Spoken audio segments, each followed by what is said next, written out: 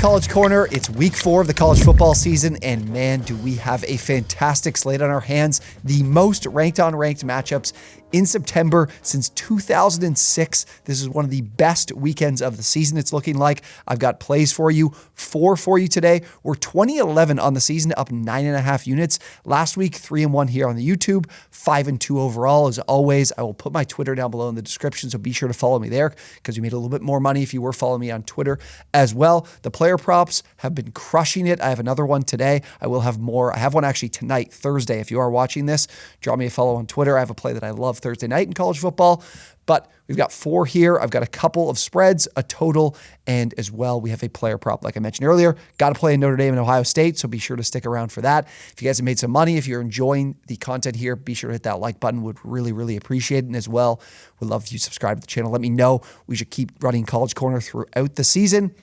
Let's get into the first play. That is on Friday night. Friday nights have been treating us really well so far this year, so go back here to Air Force. I locked this in at -4.5 yesterday. It's moved to 5.5, some books at 6. Anything less than 6, I'm comfortable with. 5.5, 5, those are really meaningless numbers when it comes to betting on football, so I'm comfortable anything less than 6 here. Air Force on the road at San Jose State. This is a nightmare scenario for the Spartans. The Spartans here on a short week against a service academy, triple option offense. This is not what you want to see, especially with Air Force. They're not on a short week. They played last Friday and then play again here on Friday, so they got a full rest and preparation for a week like this. With these teams, you usually like to have plenty of time to be able to prep, and sometimes you're even prepping in the offseason to play these triple option offenses. I doubt San Jose State's had the chance to do that because they've had a tough start to the season with games against USC, Oregon State, then they had Cal Poly in week 3 and Toledo in week 4. They're the rare team that's already played 4 games this year when other teams are more likely to be heading into their 4th game of the season in week 4, but this team played in week 0 as well.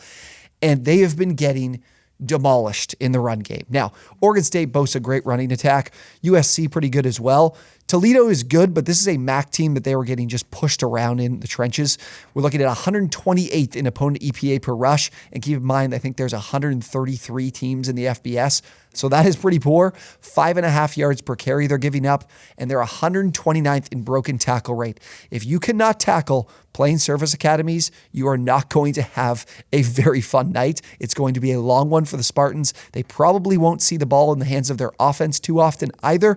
So I think this is obviously a tough schedule, but the tough schedule isn't the only reason they've struggled. They lost their entire front 3 on their defense from last season, missing their nose tackle, having to make replacements on the edge. That doesn't bode well for being able to stop the run. So we look at that side defensively where they struggle. And then on offense, the Spartans are one of the highest passing rate offenses in the country, top 10 this year, top 10 last year in passing rate. So know what we need to look for when we're playing this team is, can you stop the pass? And Air Force has a great pass defense. They're 24th in opponent EPA per pass last season. The reason I go to that is because, of course, they haven't played much of a difficult schedule. Robert Morris, Sam Houston State, and Utah State.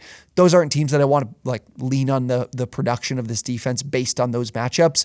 Instead, look at last season, and they returned 70% of their production on defense, so got a lot of the same unit here, especially at the safety spots.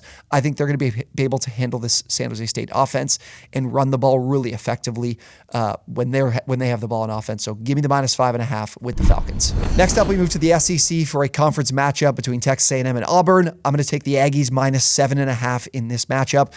For the Aggies, a week 2 loss to Miami that really, really stings for this team. Van Dyke and this passing offense threw it all over them that Saturday, just a couple of weeks ago. But now they get an Auburn team that shouldn't be able to do anything near that type of production that we saw from Miami and the Hurricanes. The Auburn offense has looked really, really brutal. They've been bouncing between Peyton Thorne and Robbie Ashford at quarterback. Ashford more of that rushing threat, Thorne more of that pocket guy. And the passing attack was really non-existent against Cal. So they've been running the ball a ton. They actually have the 6th highest run rate in the country. They're running the ball in over 64% of plays. And we could see that continue here because I don't think there's a lot of trust in these two quarterbacks. If that is the case, Miami and most of the opponents so far for Texas A&M have really struggled running the football. Miami in particular had just 89 rushing yards on 22 rushing attempts, about 4 yards per carry. And this team is 34th in EPA against the run. So they are a good run defense. And I think think that's what you'll see a lot from Auburn, so I have confidence in them being able to match up there, especially in the interior. Auburn has both a right tackle and right guard battling injury. I think they're going to play. But if you see any movement on this line, that could indicate some of these injuries are going to be a problem, whether or not these guys can play.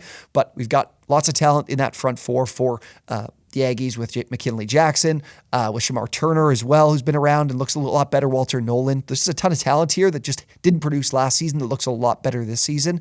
And on the other side of the ball, offensively for A&M, I have a ton of confidence in them being able to move the ball. Connor Wegman has looked really, really good. I'm very confident in his passing ability and them being able to have success offensively throughout the season. We saw it against Miami despite the loss, and they're throwing the ball a ton. They're putting the ball in his hands. They're throwing the ball in over 59% of plays, which is 16th in the country. So we're looking at their passing offense against this Auburn passing defense. And although Auburn's looked good against the pass so far, haven't had much of a test. They've had UMass, Cal, and I can't remember who their last opponent was. Was it Furman? No, Samford they played in week 3. So not a lot to go off of, but what I am concerned about is the injuries piling up for this team, especially in the secondary. Keontae Scott is out now for an extended period. He's their best corner who they had against Samford, who got hurt in that game. And then they also have Nehemiah Pritchett, who's been with the team for quite some time, one of their top corners as well, kind of opposite of Scott. He has yet to play this year, and his status for this week is still up in the air. I'm not confident he plays either because he's dressed for these games and then immediately come off the field and in street clothes shortly before kick. So I don't expect much to change there. They also lost Donovan Kaufman against Cal a couple weeks ago to a concussion. I'm not sure if he plays. They're really, really running out of options here in the secondary. And this is a team that attacked the portal pretty hard in the offseason and saw a lot of departures. So being able to replace these guys, this team does not have a ton of depth. And Auburn defensively really wants to send the blitz a ton. Did it last season, doing it now. They're blitzing on over 45% of plays. And Wegman is a guy that does a great job of taking care of the ball.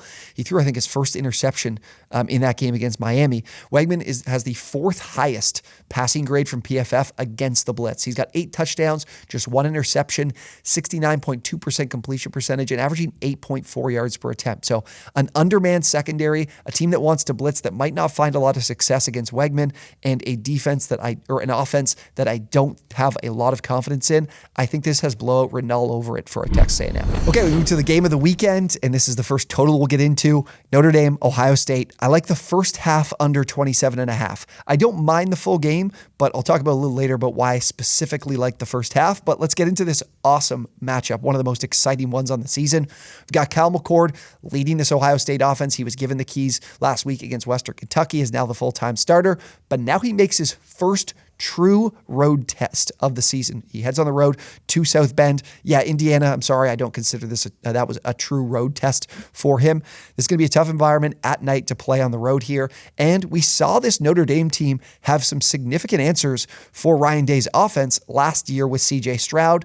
They gave up just 21 points to this Ohio State team. And more specifically, with a good, not just CJ Stroud being there, they also had a fantastic offensive line. They lose Paris Johnson. DeJuan Jones is now with the Cleveland Browns. They lose their center, Luke Weiper, as well. So that's their center, their right tackle, and left tackle that they've had to replace. I haven't seen much of a test for this team. I'm not completely sold that they're going to be an elite unit. And McCord, as a guy who's very inexperienced, dealing with pressure will be tough because it's a very good Notre Dame front. And as well, Notre Dame so far in the season, pressure rate of 44%. So they've been able to generate pressure, make things difficult for opposing quarterbacks, and they do have a decent test under their belt against NC State earlier this year too. So I do think this is a legitimate defense from the Irish that might be even better than what we currently have with this Ohio State offense. I know Marvin Harrison, we've got Emeka Ibuka, Julian Fleming as well. There's a lot of talent, but we got to trust this quarterback to be able to get them the ball. And then the other side, or then on the case here for both offenses, they don't operate very fast. They're both 90th in seconds per play, so they do play relatively slow. Ohio State, year 2 under Jim Knowles as a defensive coordinator. I think they're going to look a lot better. They already have so far this season, but again, not many tests here to really know for sure.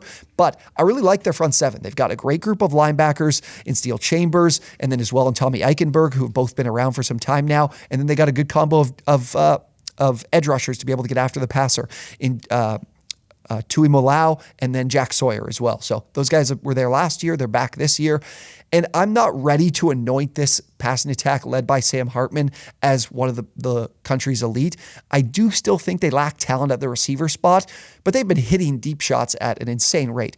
Hartman is completing them 11 for 17, 8 touchdowns on passes of 20-plus air yards. I don't think this is something that they can continue to replicate against a much more talented defense that I think Ohio State has. So relying on these explosive plays to score points will be tough, I think, for Notre Dame to continue. So I'm going to the first half instead of the full game because I do think eventually we could see Audric Estime wear out this Ohio State defense a little bit on the ground, and some of those explosive plays might come later on. But in the first half, I think this is a feeling out process. I think these defenses will have an advantage. So in the first half, I like the under 27.5. Our last play for the weekend, a player prop. It's Jaquavius Marks of Mississippi State over 69.5 rushing yards. Now, shout out to props.cash. If you guys have not had the chance to check them out, use promo code OwnersBox, 25% off your first month. The best place if you are looking to bet on player props. It takes all the information you might go to 3 or 4 different websites, puts it in one place in college football, in the NFL, NBA, NHL, you name it, they have it.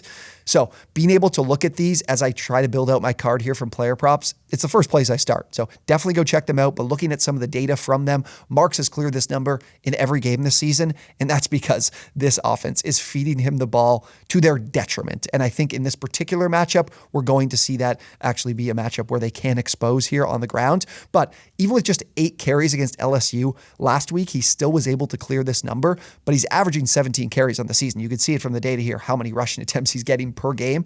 So Mississippi State, like I said, wants to run the ball every chance they get. I can't stand Zach Arnett. We've been fading this Mississippi State team and making some good money off of them, but South Carolina is a team you do want to run the football against, so I do think they'll find a lot of success. They're 96th in opponent EPA per rush. Last week, Georgia got right in the ground game against that South Carolina defense. We saw North Carolina not even really need Drake May in week 1. They were able to run the ball really efficiently. I don't think that changes here for Mississippi State, who I still think has some talent. They're just not being utilized properly under this coaching staff. But again, 88th in broken tackle rate for South Carolina. They're not tackling well either. The Bulldogs are a 6-point underdog here. So the spread is relatively close that I do think they'll be in the game script that they can move the ball on the ground. But what I do like is I think the Mississippi State defense will find a lot of success blitzing Spencer Rattler. Rattler was really, really poor last season against the blitz. He's looked pretty decent so far this year, but hasn't seen it at a really high volume quite yet. Now he will. We'll see what kind of answer he has. So I think this defense can keep them in this game, keep things relatively low scoring. And as long as we're within a possession here in this game, you'll see Mississippi State lean on the run a ton, and Marks is that guy for this offense. So really like him getting plenty of volume, clearing this number with ease. Doesn't even need to be too efficient, but he should against the South Carolina defense. All right, those are my 4 favorite plays for the Week 4 college football slate. Again, guys, if you do want more, I do have another on Thursday. I have more plays for Saturday. If you want to find those, I'll put them in my Twitter. My link to my Twitter in the description down below. If you guys want to follow me there, we'll definitely have more. Should be an awesome weekend. Very excited for all these games. Going to try to get in on bets for, some of these other big ones.